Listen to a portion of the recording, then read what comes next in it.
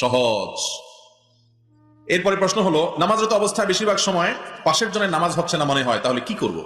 এরকম হয়, পাশের লোক যা কাণ্ড কারখানা করতেছে তাতে তার নামাজ হওয়ার কথা না, কিন্তু সে জানে না, এদিকে নিজে নামাজে আছে। তাহলে এখন কি করব? নিজের নামাজ ছুটে ছাইড়া তাকে সংশোধন করব, নাকি নামাজ শেষে তাকে বুঝাবো, নাকি তারটা সে করুক, আমারটা আমি এত হেডেক নিব না, আমারটা আমি বুঝবো, তারটা সে বুঝবো, কোনটা? উত্তর হলো, যদি আমি দেখি কেউ এমন কোনো কাজ করে যেটাতে নামাজ আসলে নষ্ট হয়ে যায়, অনেক লোক আছে ধরেন নামাজের মধ্যে সে আপনার এমন চুলকাইতেছে যে সে নামাজে আছে যেটা বুঝতেছে না, আমল কাসির হয়ে যাচ্ছে, এটা বোঝা যাচ্ছে না সে নামাজে আছে। তাহলে এত বেশি যদি চুলকাচুলকি করে, এত বেশি যদি সে অন্য কাজ করে, নামাজের মধ্যে নামাজের বাইরের কাজ করে, হালকা একটু চুলকালো সেটা ঠিক আছে, অনেক বেশি যদি করে নামাজ হবে না। তা আপনি কি করবেন? অনেক যুবক আছে, এমনকি মধ্য বয়সে অনেক লোক আছে, আজকাল প্যান্ট গুলো এত শর্ট হয়েছে, সিস্টেমই এরকম যে নাবির তলায় পড়ে থাকে, উপর দিকে টানলেও আর উঠে না, আটকে যায়। আমি পড়ি নাই, আমার অভিজ্ঞতা নাই, কিন্তু আমি তাদের টানাটানি দেখে বুঝতেছি আর কি, যে বেচারা অনেক টানাটানি করে, কিন্তু টানাটানি করে উঠাতে পারে না, ওটা নিচে পড়ে থাকে। আবার দিকে গেঞ্জিও ছোট বা শার্টও ছোট, যখন রুকুতে চলে যায় তো শার্ট উপর দিকে সরে যায় রুকুর টানের চোটে, আর প্যান্ট টানের চোটে নিচের দিকে চলে যায়, মাঝখান দিয়ে তার কোমরের অংশ বের হয়ে যায়। আছে না নাই? নামাজ হবে? নাভির নিচের অংশ যদি খুলে যায়, খোলা থাকে, পুরো রুকু ধরে ধরেন খোলা থাকলো, নামাজ হবে? নামাজ হবে। এখন আপনার পাশে এক লোক, আপনার সামনের কাতারে এক লোক এই কাম করতেছে, আপনি কি করবেন? বেশিরভাগ মানুষ আমরা দুনিয়ার ক্ষেত্রে স্বার্থপর, ধর্মের ক্ষেত্রেও স্বার্থপর। আমরা আজকাল সবাই সেলফিশ, নিজের স্বার্থ ছাড়া কিছু বুঝি না, বাকি সব জাহান্নামে যাক, গোল্লা যাক, আমার দেখার দরকার নাই। এই মানসিকতা কখনো কোনো মুসলমানের হতে পারে না। আদর্শ মুসলমান নিজেরটা ভাববে, আশপাশের লোকদেরটাও ভাববে, সবার উপকার করার চেষ্টা করবে। আর দিন ও আন-নাসিহা, দিন মানেই হলো অন্যের কল্যাণ কামনা করা, বুখারীর হাদিস। কথা কি বুঝাতে পারছি ভাই? এই জন্য নামাজের মধ্যে আপনি যদি দেখেন আপনার সামনের কাতারের কেউ, আপনার ডানে বামের কেউ ভুল করছে, অনেকে অজু করে আসে, শীতের দিন তো অজু হয় আমাদের 5G গতিতে, আর গরমের দিনে অজুখানা থেকে উঠেই না, 3বার জায়গা 5বার ধোয়, শীতল পানি দেয়। আর শীতের দিনে ওরে বাবারে ওরে মারে, কোনো রকম একটু দিয়েই 4G 5G গতিতে অজু করে চলে আসি। মানে গতি বেশি হওয়ার কারণে দেখা যায় যে কোনুর এখানে শুকনা, কানের গোড়ায় শুকনা, আছে না নাই? অথচ নবী করিম সাল্লাল্লাহু আলাইহি ওয়াসাল্লাম বলেছেন, ওয়াইলুল আকাবি মিনান নার, পায়ের গিরা গোড়ালি এগুলা শুকনা থাকে অনেক সময়, খবরদার এগুলাকে জাহান্নামের আগুন থেকে বাঁচাবা, এগুলো যেন শুকনা না থাকে। নবীজি আরজ বলেছেন, অজুর অঙ্গগুলো যে ভালো করে ধোয়, কিয়ামতের দিন সেগুলো জল জল করে জ্বলে, অতএব ভালো করে ধোয়া। এখন শীতের দিন আসলে অনেকে কাজগুলো করতে পারে না, আপনি দেখতেছেন বেচারা অজু করে আসতেছে, মসজিদে ঢুকতেছে, কেউ তার হাত শুকনা, এদিকে শুকনা, তখন আপনি যদি চিন্তা করেন আমার তো অসুবিধা নেই, তারটা সে বুঝে বেড়াক, এটা কোনো মুসলমানের কাজ হতে পারে না। আপনি তাকে বুঝায় বলতে হবে, বলার স্টাইল হইতে হবে বিনয়ের সাথে, যাতে তিনি ভুল না বুঝেন। উল্টা পাল্টা যদি বলেন যে মিয়া কি অজু করছেন, 14 গোষ্ঠী জীবনে অজু শিখে নাই মনে হয়, তাহলে তো কিল থাপ্পড় চড় ঘুষি 2-4টা খাওয়ার সম্ভাবনা আছে না নাই? পরে আবার বলেন না যে মৌলবী তোমার কথা শুনে আমি মাইদুর খাইছি, উল্টা পাল্টা সিস্টেম কইরা এরপরে মাইদুর খেয়ে আমার দোষ দিবেন না। সুন্দর করে বুঝায় যদি বলেন যে ভাই যদি রাগ না করেন একটা কথা বলি, আপনি যদি অনুমতি দেন, তখন কি বলবে সে বলবে না না অনুমতি দিলাম না, এরকম বলবে? অবশ্যই বলবে হ্যাঁ ভাই বলেন বলেন। তখন যদি সুন্দর করেন ভাই আপনার হাতের জায়গাটা শুকনা রয়ে গেছে তো ওযু হবে না এর কারণে, তো আপনি আবার কষ্ট করে শুধু এই জায়গাটা একটু ধুয়ে নিয়ে আসলে হবে, সে কি নারাজ হবে না খুশি হবে? ইনশাআল্লাহ খুশি হবে। প্যান্টটা সরে গেছে, মাঝখানে ফাঁকা হয়ে গেছে, সতর খুলে গেছে নামাজের মধ্যে, আপনি যদি তারে বলেন যে ভাই এভাবে তো আসলে নামাজ হয় না, তাহলে সে নারাজ হবে না। যদি দেখেন যে এমন একটা কাজ একে এটা বুঝাতে গেলে বিব্রতকর পরিস্থিতির মধ্যে পড়তে হবে, সে লজ্জা পায়া ভুল বুঝতে পারে, তাহলে সিস্টেম ভিন্ন। যেমন আমি একবার ঢাকার একটা হাসপাতালে একটা কাজে গেছিলাম রোগী নিয়ে, তো পাশে এক মসজিদে জোহরের সালাত আদায় করতে গেছি, যাইয়া দেখে আমার পাশে যে লোক দাঁড়াইছে, এই বেচারা কি পরিমাণ সিগারেট খাইছে সে জানে আর তার আল্লাহ জানে, মুখের গন্ধে আমার নাড়ি ভুড়ির সব মনে হয় বের হয়ে আসবে অবস্থা। কতক্ষণ নিঃশ্বাস আটকে রাখা যায়, অনেক মারাত্মক গন্ধ, আবার দিকে গায়ে ঘামের গন্ধে বাজে একটা অবস্থা। মানে নামাজ না থাকলে আমি পালায়া দৌড় দিতাম। বহুত কষ্টে ফরজ সালাতটা শেষ করে সালাম ফিরে চিন্তা করলাম, এর যদি আমি বলতে যাই, সে মনে করবে যে হুজুর মানুষ ভাবসাব ধরতে আসছে, আমি গরিব মানুষ, আমার গামের গন্ধ ওনার কষ্ট হয়েছে, উল্টা বুঝবে হয়তো। এই জন্য তাড়াতাড়ি করে খাতা কলম বের করে, পকেটে একটা কাগজ আর কলম বের করে লিখলাম, ভাই নবীজি সাল্লাল্লাহু আলাইহি ওয়াসাল্লাম কাঁচা পেঁয়াজকে মসজিদে আসতে নিষেধ করছেন, কারণ তিনি বলেছেন তাতাআজ্জাল মালাইকাতু বিমা ইয়াতাআজ্জা বিহি বনু আদম, মানুষের যেসব জিনিসে কষ্ট হয় ফেরেশতাদেরও সেগুলোতে কষ্ট হয়, দুর্গন্ধে মানুষের কষ্ট হয় ফেরেশতাদের কষ্ট হয়, এজন্য মসজিদে আসার আগে কাঁচা পেঁয়াজ খেয়ে আসবো না, মুখের গন্ধ থাকে, ফেরেশতার কষ্ট হয়। আপনার গায়ে অনেক গন্ধ পাই, একটু আতর টাতর রাখবেন, একটু চেষ্টা করবেন গন্ধ দূর করার, মুখটা পরিষ্কার করে আসবেন যাতে গন্ধ না হয়, না হলে আল্লাহর ফেরেশতারা কষ্ট পায়, মানুষও কষ্ট পায়, আপনার গুনাহ হবে।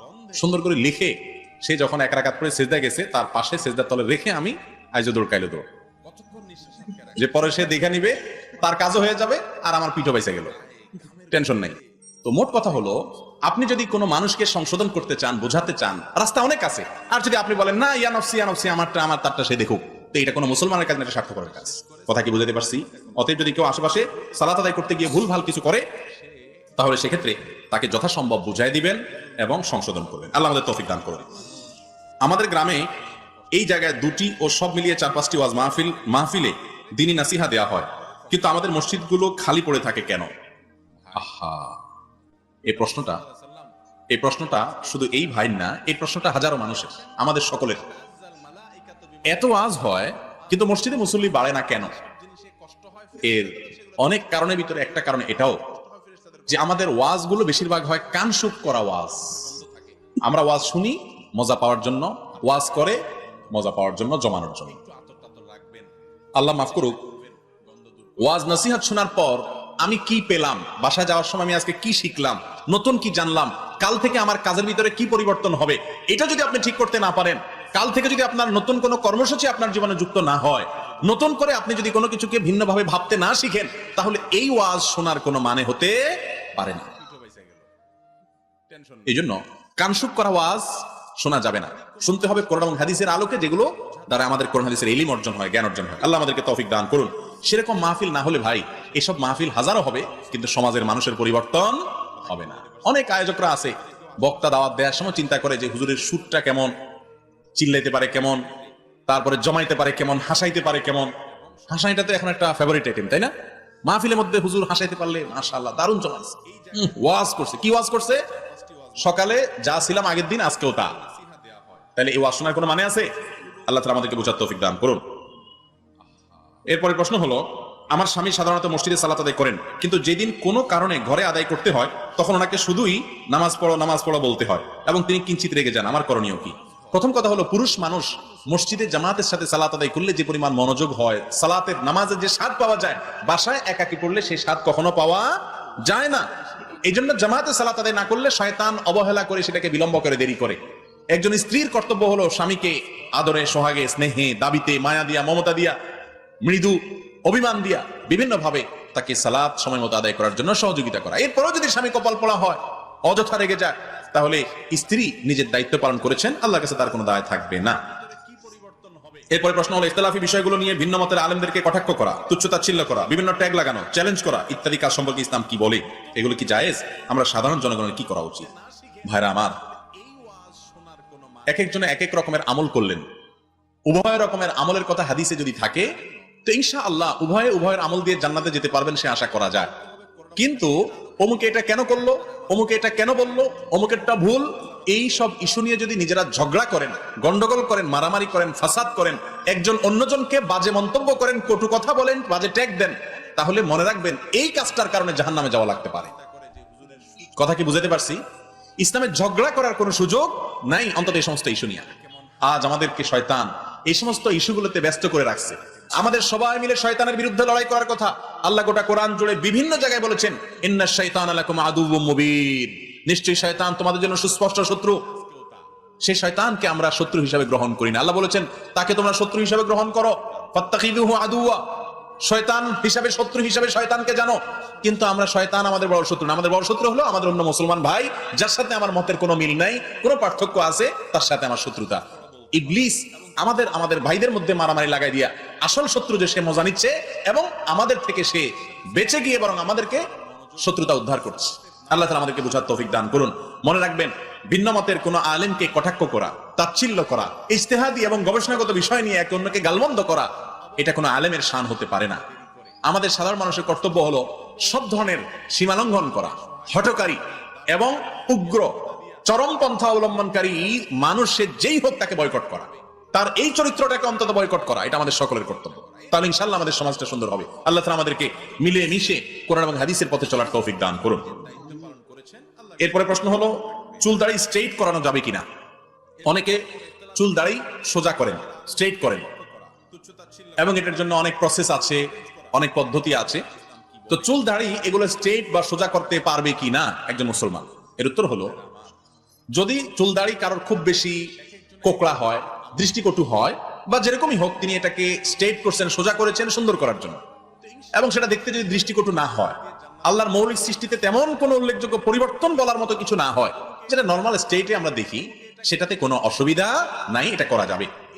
তবে বিভিন্ন জাতীয় দৈনিকে আমি দেখেছি যে এটা স্বাস্থ্যের জন্য নাকি নানা দিক থেকে ক্ষতিকর। যদি সত্যি এটা স্বাস্থ্যের জন্য ক্ষতিকর হয় তাহলে সেটা আমাদের জন্য করা উচিত হবে না ওই দৃষ্টিভঙ্গি থেকে। কিন্তু ইসলামের দৃষ্টিকোণ থেকে স্বাস্থ্যের জন্য ক্ষতিকর না হলে সাধারণ বিধান হলো চুল স্ট্রেট করাতে কোনো অসুবিধা নাই। অনেক মা বোনরা এটা করেন, সিল্কি করেন, স্ট্রেট করেন, তো সিল্কি বা স্ট্রেট করাতে কোনো অসুবিধা নাই, অনেক পুরুষও করে, কোনো অসুবিধা নাই।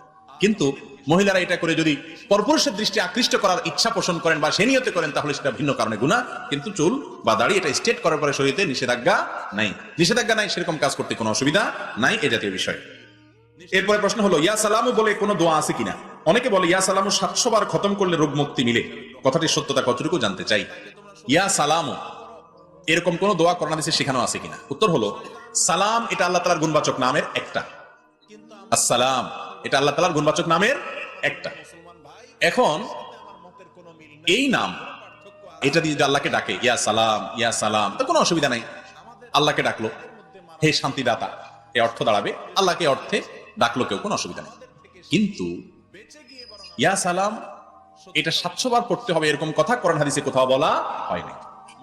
যদি দুনিয়াবি কোনো উদ্দেশ্যে যে এটা বললে এই রোগ থেকে মুক্তি হবে, সুস্থ হবে, এটা দুনিয়াবি বিষয়, এটা করলে অমুক কাজটা হবে, দুনিয়াবি কোনো কাজ, তাহলে সেজন্য রুকিয়া হিসাবে এটা পড়াতে কোনো অসুবিধা নেই। কোরআন হাদিসের কোনো দোয়া, আল্লাহর কোনো নাম, এগুলা উল্লেখ করলে, ডাকলে, বললে, পড়লে দুনিয়াবি কোনো উদ্দেশ্য হাসিল হলে এটাকে ঝাড়ফুঁক বলে। এই ঝাড়ফুঁক জায়েজ আছে, দুনিয়াবি বিষয়।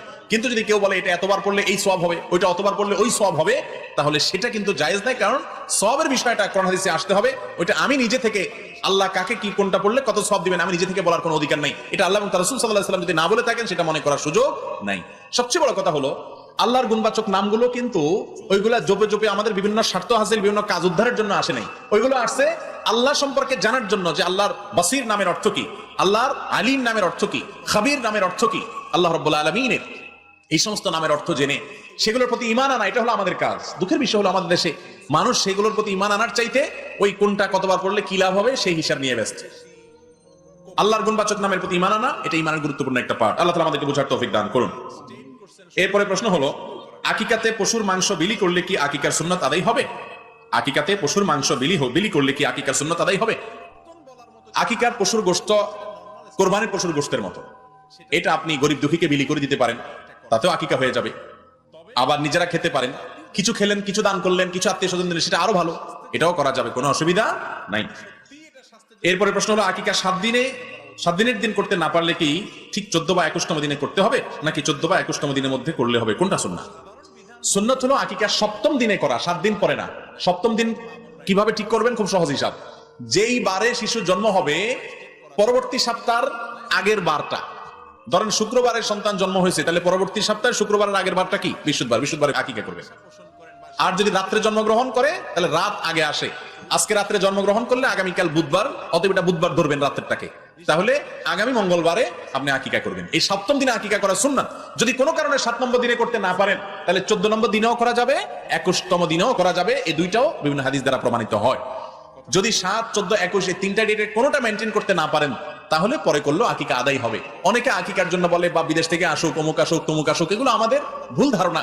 আকিকা সময় মতো করা উচিত, এটাতে বাচ্চাকে বিভিন্ন বিপদ আপদ থেকে রক্ষার জন্য সহায়ক হয় আমলটা, এবং এটা গুরুত্বপূর্ণ একটা আমল। বিধায় নির্দিষ্ট দিনে করব আমরা, অন্য সময়ের জন্য অপেক্ষা করব না।